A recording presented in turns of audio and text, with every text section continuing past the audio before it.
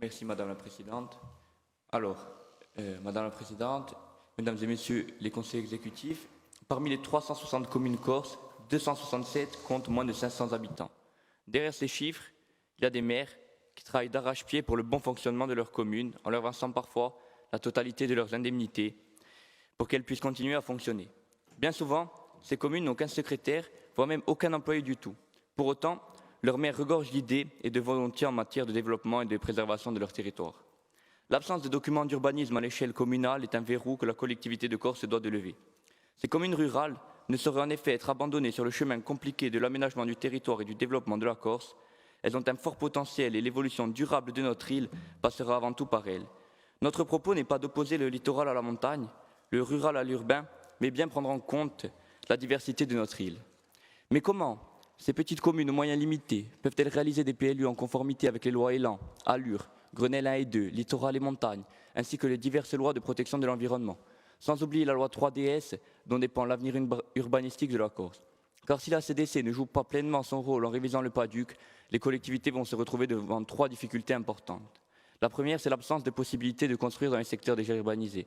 La seconde, c'est l'absence de déclinaison de l'objectif de réduction de la consommation des espaces naturels, agricoles et forestiers. Et la troisième, c'est l'absence de possibilité d'écarter les dispositions de la loi littorale au profit de la loi montagne. Outre l'indispensable révision du PADUC, n'est-il pas nécessaire que la collectivité de Corse accompagne les petites communes dans leurs documents urbanistiques? Quant aux plans locaux d'urbanisme intercommunaux et autres SCOT, il est de notoriété publique que ces documents sont irréalisables. Vous avez vous-même admis qu'il était très difficile de travailler sur de tels documents avec des personnes aux sensibilités divergentes au sein d'une même famille politique. Alors pour 40 maires aux sensibilités différentes, aux visions de développement inconciliables, travailler sur le même document est une utopie. La preuve, aucun SCOT approuvé en Corse en 2022. J'aimerais vous faire part, Monsieur le Président, de l'urgence de la situation. Si les communes n'ont pas réalisé leurs documents d'urbanisme avant 2027, elles ne pourront plus se développer à l'exception du bâti déjà existant. Nous ne voulons pas, nous ne pouvons pas, nous ne devons pas abandonner 75% des communes de Corse. C'est pour cela, Monsieur le Président, que mon groupe et moi-même vous demandons que l'AUE soit une réelle aide à maîtrise d'ouvrage pour que les communes puissent enfin réaliser leurs documents d'urbanisme et qu'elles mettent en œuvre leurs compétences dont elles sont actuellement privées par manque de moyens. Les services et l'ingénierie de l'agence seraient l'oxygène nécessaire pour déployer leur vision d'avenir de leur territoire. Je vous remercie. Merci, Monsieur le conseiller. Donc, je passe tout de suite la parole au président de l'Agence de l'urbanisme. Merci, Madame la Présidente. Monsieur le conseiller, j'ai été particulièrement sensible à votre question. Et cela pour plusieurs raisons. Tout d'abord parce que je suis maire d'une petite commune de l'intérieur, donc au Baie-de-Rose, et je fais partie aussi de ces maires qui ont renoncé à leurs indemnités, de même que tous les membres de mon conseil municipal, pour pouvoir développer justement des projets d'investissement pour mon village, comme d'ailleurs le font de nombreux maires. Je vous rejoins également sur un autre point. La réalisation d'un document d'urbanisme n'est pas un exercice aisé pour les municipalités. Et je peux également en témoigner puisque je suis en pleine élaboration de ma carte communale. Oui, vous avez raison, les petites communes sont manifestement dépourvues face à l'évolution nombreuses des règles d'urbanisme. Et ces difficultés, elles se traduisent aujourd'hui par l'existence de nombreux documents d'urbanisme qui sont aujourd'hui obsolètes, qui ont été adoptés avant l'entrée en vigueur du PADUC et qui produisent des effets très négatifs sur l'environnement et sur la biodiversité.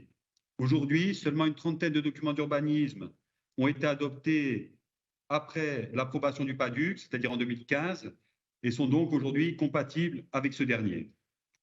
Je souhaite également vous rappeler qu'une analyse du PADUC est en cours suite au vote de l'Assemblée de Corse en novembre dernier. Cette analyse doit nous permettre, d'un point de vue juridique, de recenser les dernières évolutions législatives et réglementaires qui sont intervenues depuis 2015 et que vous avez citées, et qui ne sont pas sans impact sur le PADUC. La loi Allure, la loi Élan, les Grenelles, et je compléterai aussi par la loi climat et résilience qui a été adoptée en août dernier par l'Assemblée nationale et qui prévoit le zéro artificialisation nette des sols, ce qui va compliquer encore un peu plus le travail des communes.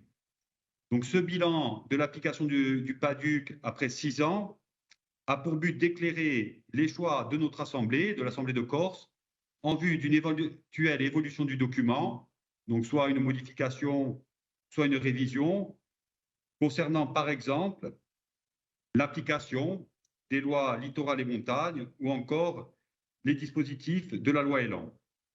Par ailleurs, mais j'y reviendrai dans la question qui est posée par Madame Mariette, vous le savez, de nombreux contentieux en matière d'urbanisme existent en Corse. De nombreux documents d'urbanisme ont été annulés, soit totalement, soit partiellement, en raison bien sûr du non-respect du PADUC, mais aussi du non-respect des lois littorales et montagnes. Dernier point, et c'est ce que vous ciblez dans votre question, comment mieux accompagner les communes dans l'élaboration de leurs documents d'urbanisme. Tout d'abord, je souhaite vous dire que nous travaillons quotidiennement et en totale confiance avec les communes, en rappelant régulièrement les orientations réglementaires du PADUC afin qu'elles soient mieux comprises et adoptées dans le cadre des documents d'urbanisme. J'ai aussi souhaité que l'AUE renforce son appui technique en ingénierie, notamment auprès des petites communes, en proposant 2 types d'actions. Premièrement, une offre de services gratuite sans condition pour la rédaction des cahiers des charges qui sont nécessaires à la sélection d'un bureau d'études, ou encore pour expliciter les orientations et règlements spécifiques du PADUC qui s'appliquent dans le territoire communal. Deuxième action, une assistance à maîtrise d'ouvrage payante pour l'élaboration de documents d'urbanisme, mais aussi pour accompagner les communes dans des opérations d'aménagement urbain ou de centralité de village. Enfin, je rappelle que des dispositifs de financement incitatifs sont déployés par la collectivité de Corse dans le cadre du règlement d'aide aux communes. Les petites communes peuvent bénéficier de 80% d'aides dans le cadre de leur dotation quinquennale, en complément des aides de l'État. Et pour les communes qui ont élaboré un PLU compatible avec le PADUC dans les 3 ans, elles peuvent bénéficier d'une augmentation de 20% de ces dotations. Voilà, tous ces éléments pour vous dire que nous sommes particulièrement vigilants et attentifs pour que l'urbanisme en Corse se fasse de manière plus équilibrée entre le littoral et la montagne, tout en respectant, bien sûr, le nécessaire équilibre entre développement économique et protection de l'environnement. Je vous remercie.